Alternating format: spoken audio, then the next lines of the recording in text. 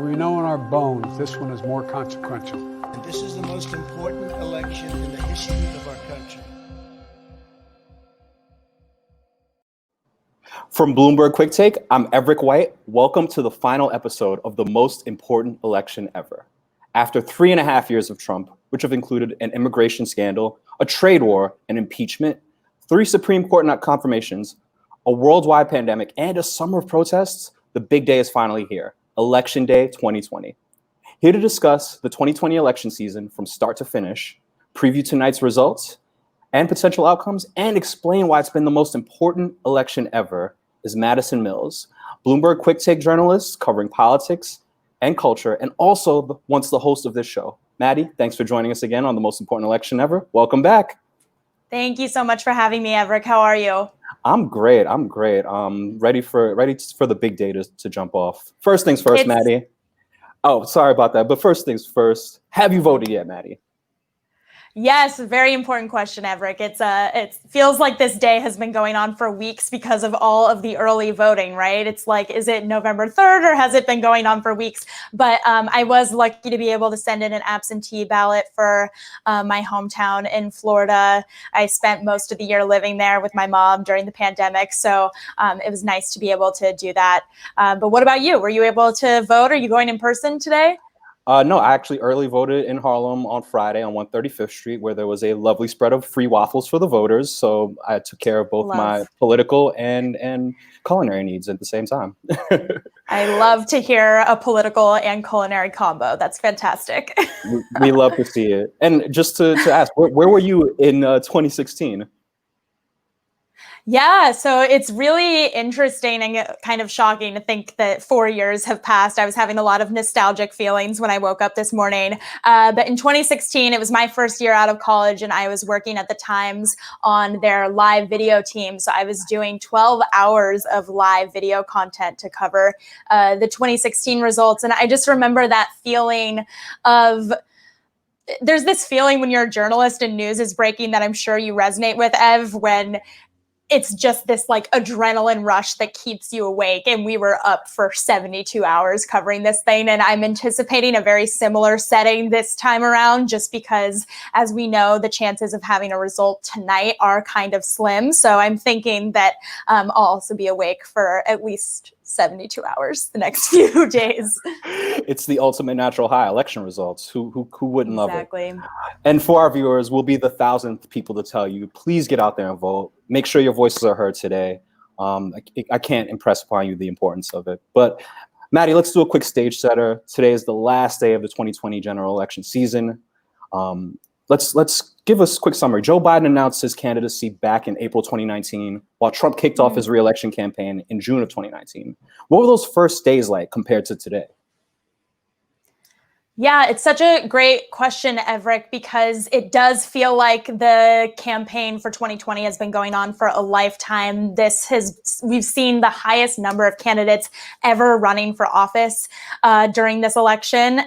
When Biden made his announcement, there was originally a lot of enthusiasm around him running. A lot of people hoped that he'd run in 2016, and of course, he did not make that decision. But there was a lot of enthusiasm when he first announced. However, that was quickly sort of quelled by the number of people who started to get huge fan bases. Folks like Andrew Yang, Pete Buttigieg, Senator Elizabeth Warren, of course, Senator Bernie Sanders, folks who were familiar names. But we had these sort of like star frontrunners emerge during the 2020 election. And again, that just sort of threw off the Biden camp. They didn't necessarily anticipate these sort of internet fan bases in particular. When I think about Andrew Yang's campaign, I just think about kind of the viral high that his campaign was able to keep up the entire race. And so Biden was originally had a lot of that momentum that was sort of quelled as other candidates got more popular. President Trump, on the other hand, when this sort of all started, he was having a time of huge economic prosperity, which is his main sort of message to his base is, I'm going to give you the economy that you need to be able to succeed. And also back in February, we saw the impeachment trials come to an end, and that ended very positively for him. So it's interesting to think about that moment in February where the Trump campaign was extremely overjoyed with how things were going. Again, economic prosperity, the impeachment trials were over. And then, coronavirus was right around the corner lurking. And that certainly had a huge impact on how the president's campaign has been perceived. And of course, how Biden has been perceived. We saw him at the North Carolina primary doing really well and then continuing that momentum through Super Tuesday. But once coronavirus really took hold, that's when his campaign really started to resonate with voters. So you mentioned a lot of big tentpole things there, Maddie. You mentioned at one point upwards of 25 people were running for the Democratic nomination. You touched on it for a second, but how did the sheer number of people on the Democratic side shape the 2020 race going forward? It's such a great question, Everett. A lot of campaign strategists felt like this was all over the place in terms of kind of the horse race of this election. We saw in the Iowa primary, for example, Buttigieg did extremely well. And then we saw Biden really coming into the background throughout the debates because he's not a star debater. This is something that his campaign staff have really had to work with him on. Buttigieg, on the other hand, is an incredible public speaker, and that really resonated with voters. And heading into the primaries, a lot of Democratic strategists were looking even at a Bloomberg as someone who could potentially take on that role as a moderate option compared to the president. And strategists really wanted to offer Democrats who were a little bit more in the middle that moderate option because of the sort of what moderates would call the radical left candidates of Elizabeth Warren and Bernie Sanders. And so the division within the Democratic Party itself came into play very clearly among these candidates who were all over the map from moderate to far left thinkers. So it was really interesting to see that play out. And again, just see each candidate had like their week in the spotlight, it felt like, throughout this race. Oh, for sure. I remember when we were covering it, just looking at the sheer number and seeing all of the different faces that were on that debate stage when we first started. It seems like the Democrats have kind of come from branching out into one sort of message, while Trump essentially ran unopposed on the GOP side. Maddie, could you explain what that says about the Republican Party in 2020? Right. I think, Everett, it's kind of similar to the message that we've seen from Republican senators heading into the down the ballot races today. There's a lot of enthusiasm on the right for President Trump, and those voters have made their decision. In 2016, we saw a lot of undecided voters heading into election day. I think something like 15% of voters asked 2 weeks before the election did not have their candidate selected. And then a lot of those voters went for Trump. And that's part of the reason why some of that polling was not able to predict a Trump win as clearly as voters would have liked. But that's not the case in 2020. We've seen President Trump consistently polling well with his base. And so the GOP isn't really incentivized to bring forward a challenger to him because the folks who've already decided that they're voting for Trump are staying with Trump. And we've seen that throughout the coronavirus pandemic too. The president really had an opportunity to shift his messaging around COVID-19 after he survived the virus, and he opted not to do that. And that's an opportunity where a lot of strategists I've spoken to said that Trump could have used his language around his own battle with COVID to get a lot of swing voters over to his side with a message of, we're going to fix this virus, we're going to fix the economy. And he doubled down on the idea that the virus isn't something to worry about, which really, again, resonates with his base of people who've already made that decision to stick with Trump, and they're not going to change their minds. So it seems like there's a much different narrative going forward right now for the Trump side and for the Biden side, actually. It seems like Biden, similar to Hillary, had a bit of a lead over Trump going into today, but this time it seems like there's more of a positive tenor around Biden's campaign versus Hillary's. How has this election differed from 2016 in terms of narrative with regard to that?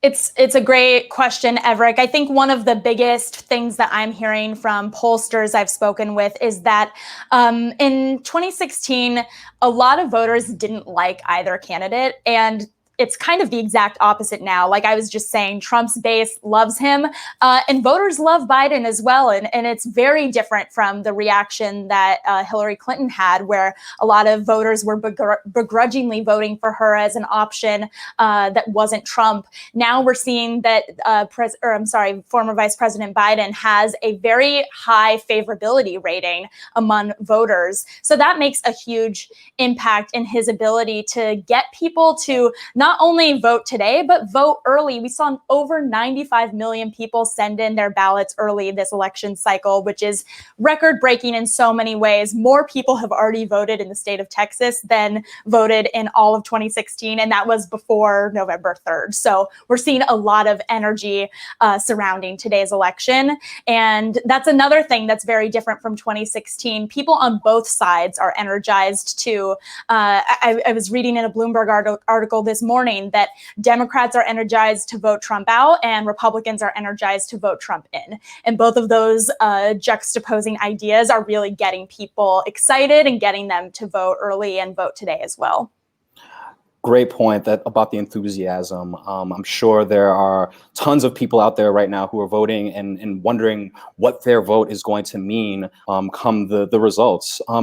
Maddie, we've seen that there are tons of different potential roads that this election can take. Could you describe some of the potential outcomes of today's election? Could we be looking at an election week or an election month as opposed to an election day?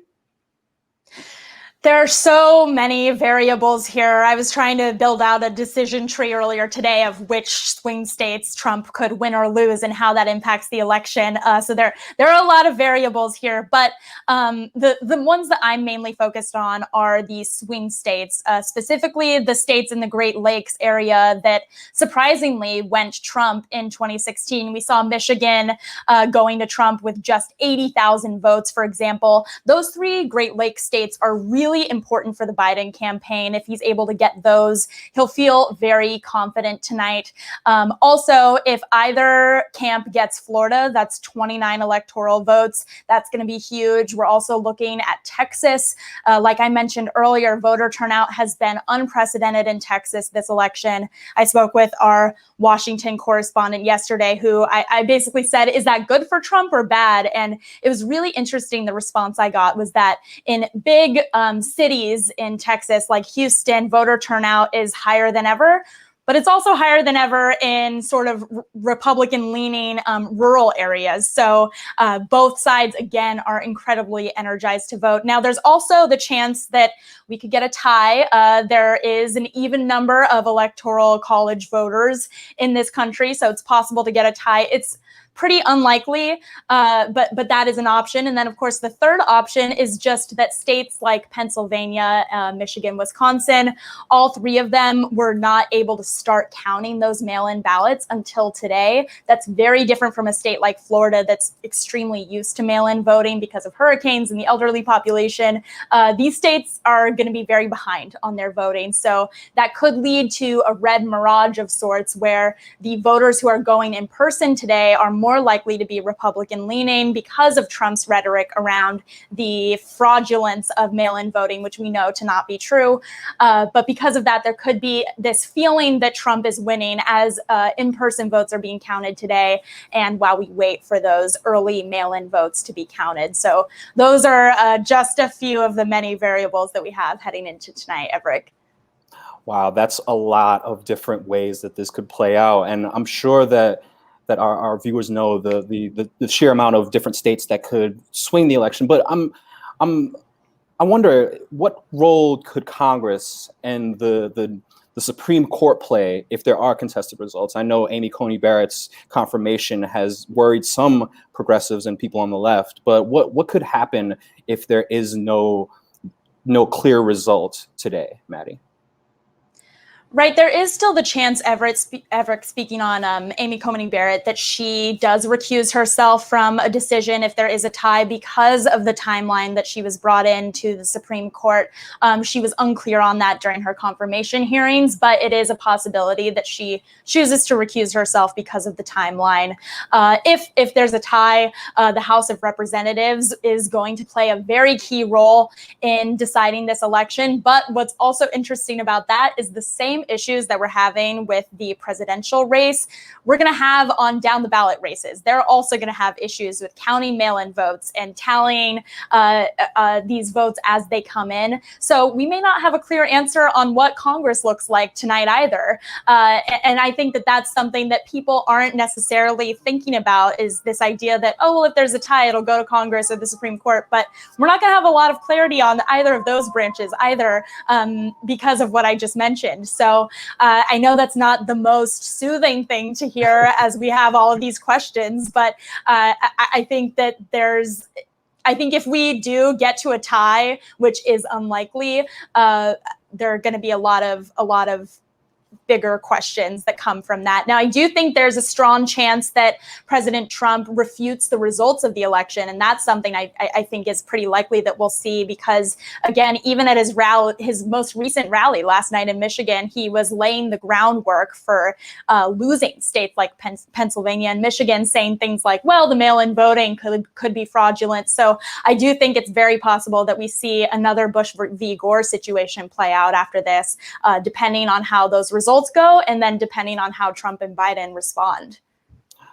So you're saying we actually could definitely see an election week, or maybe even an election month, depending on how these results trickle in going forward, which is, for many of our viewers, probably not what they want to hear, but we will absolutely be keeping you abreast of what happens going through the night.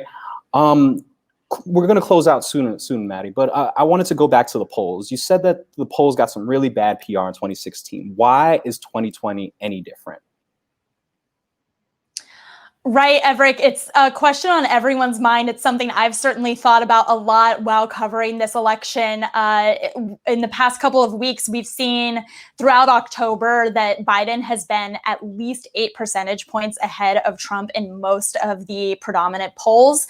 But a lot of people say, well, I don't trust polls anymore because of what happened in 2016. The good thing is that pollsters really saw those clear mistakes. Basically, the PR nightmare that the polls suffered in 2016 made them change, right? So one thing that I found really interesting is that polls weight different groups based on how much those groups are slated to impact the election. So in 2016, for example, pollsters weren't as sure of this group of non-college educated white voters coming out for Trump. It wasn't as clear then that that group of people was going to come out in droves for President Trump. Pollsters know that now. They know that this group is extremely energized for Trump. And so they're weighting the information they're getting from that group of voters very heavily when they gather this data. So that's one thing that's really helped us feel a little bit more confident in these polls. Also, it's important to remember that the national polls in 2016 were not wrong. Hillary was consistently polling behind Trump up and down throughout October. Again, we had the James Comey situation, we had her emails. She had a lot of October surprises that put her behind Trump in the national polls. It's really those state polls where we saw errors in 2016. And all of those places have really worked to ensure that they don't make that mistake again. So we'll just have to see how that shakes out tonight. And we will be watching the polls, watching the results come in. And we're just excited to see what happens. But we're going to wrap up shortly, Maddie. Lastly, our biggest question, the reason we're all here for the last time, why is the 2020 race the most important election ever? Right, Everett. I think that more than ever, every single voter in this country is experiencing the trauma of coronavirus at the same time. This is something that people are feeling every single day. They're working from home. They're not sure how to send their kids to school. They're staying inside. So this is something that's impacting everyone. We're seeing 8 million people in this country slip below the poverty line. People need help. They need help from the federal government. They want to have an economic recovery that they can rely on. And this is something that I think is really energizing voters. Also, we're coming off a summer of protests in all 50 states in support of the Black Lives Matter movement, which has really been on the hearts and minds of voters. We've never had protests hit every single state before. So this is unprecedented in terms of just the multitude of events that every voter in this country has experienced in 2020. And I think that those factors are really why we're seeing such unprecedented numbers of people voting early. But what do you think, Everett? Why is this the most important election ever to you? I'd say much of the same. As a Black man and living in this country, it's difficult to see what's happened over the last 6 months and not feel some sort of call to action. So for me, the reason that this is the most important election ever is because there are so many people like me who look like me who cannot have their voices heard. So I want to be able to make sure that what I'm impressing on the people that I speak to is that important. You know, there are so many different issues that are circling the United States right now, whether it's immigration, the economy, COVID, the healthcare, the trade war, all of these things that happened over the last 10 years, the last 3.5 years that we have to deal with. And, you know, we're at a unique place in history where technology, society have all just converged in different ways, and we have a lot of work to do. And that's why 2020 is the most important election ever to me. But absolutely, Everett. That was great. Yes. And that's a great place to wrap it up. I just want to thank Madison Mills for joining me today to preview tonight's election results. Thank you to all of our guests for taking the time to talk to us. And thank you, the viewers, for tuning in with us these last 7 weeks. I'll remind you once more, if you haven't, please go vote. It takes just a few minutes to make your voice heard in the most important election ever. I'm Everett White for Bloomberg QuickTake. Thanks for joining us, guys.